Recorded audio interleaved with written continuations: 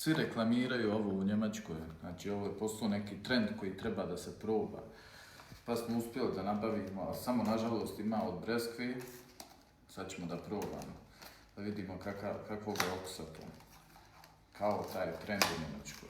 Znači možete nabaviti ovo u Edeci, Kauflandu, u različitim prodavnicama. Samo sve bude rasprodano u sekundi. Da vidite kako ovo izgleda.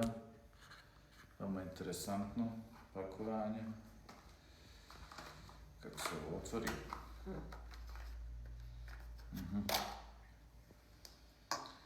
Sad, Raja. Kažu da ima onaj crunch da se čuje. Hajde da vidimo.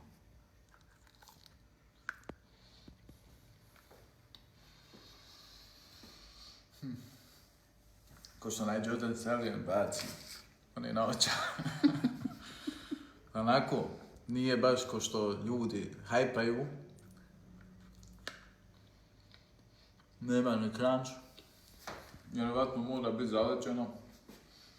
Ali nije ni ružno. Za €1,99, okej, može sve jesti. Tako, ko bude htio da proba, otiđite kupce, snimite, recite mi vaše iskustvo. A sada, moja mama će probati isto da vam ona kaže kako se njoj sviđa. Probava. I? Ko sladoled? Pa ja. Pa onako nije loše, dobro. Eto. Mislila sam da je bolje. Eto.